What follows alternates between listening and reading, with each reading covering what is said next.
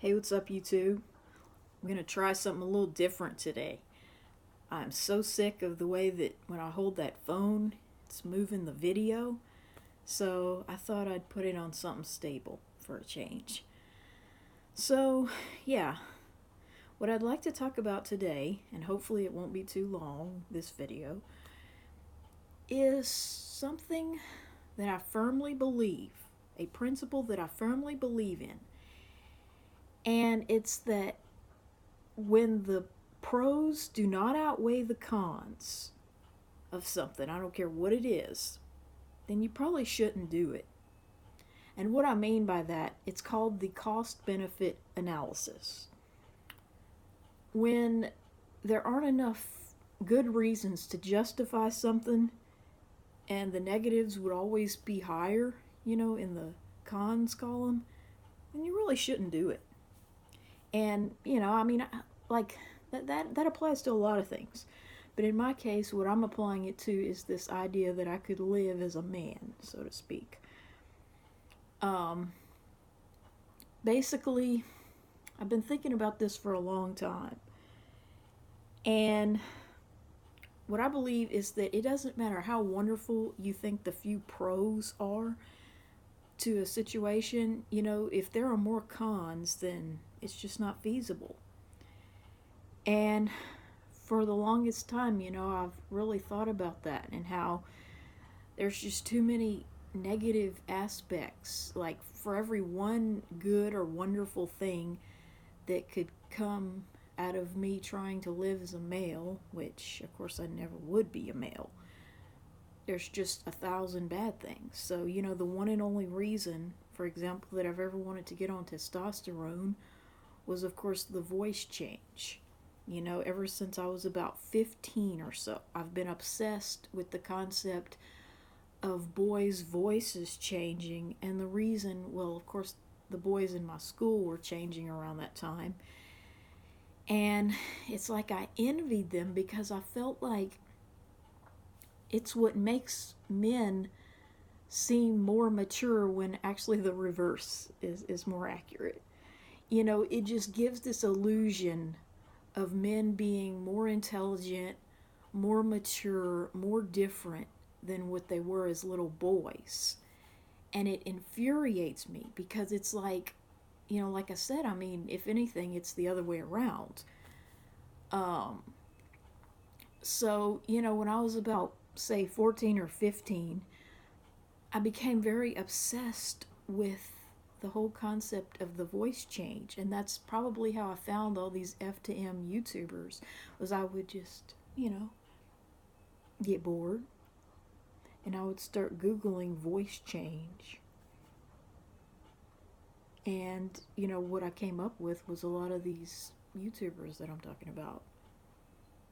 So, yeah, I feel like that's the one and only thing that I would really stand to benefit as far as getting on testosterone or living as a male, would be that my voice would get deeper and it would probably happen very fast.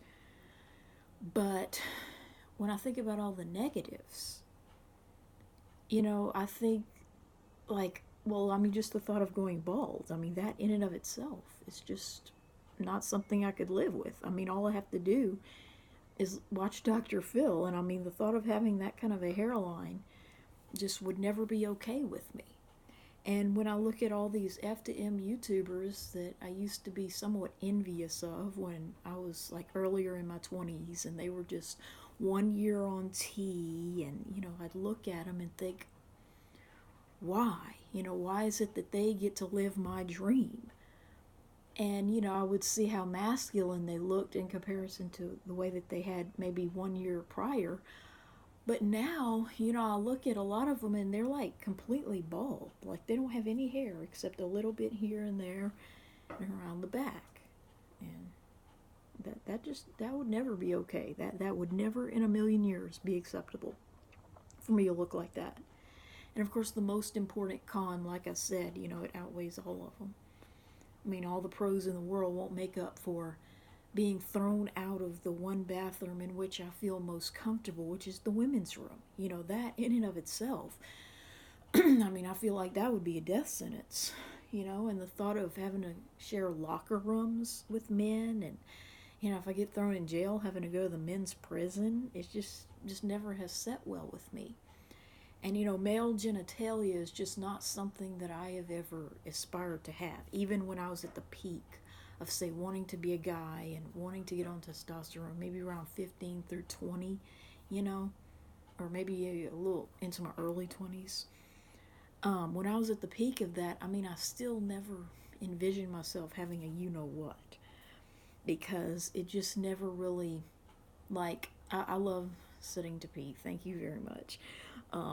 And I feel like, you know, I'm proud of the fact that I pee sitting down and have all my life, because I think that has a lot to do with girls potty training younger than boys and not having as many problems with what they call encopresis, ENCOPRESIS, which I've talked about in other videos about my sister and how she had, I think, a mild form of it, but of course was never diagnosed.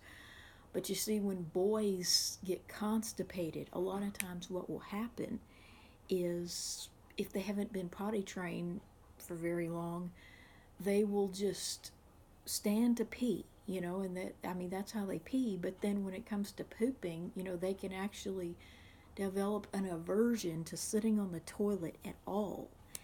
And so a lot of times they will have like a stool impaction that is so big, like it's the size of a football, in their colon, and they don't even realize it. But you know, what'll end up happening is it makes it to where they no longer feel the urge until it's too late. And you know, the vast majority of kids who have it are boys, and it has a lot to do with the fact that they pee standing up.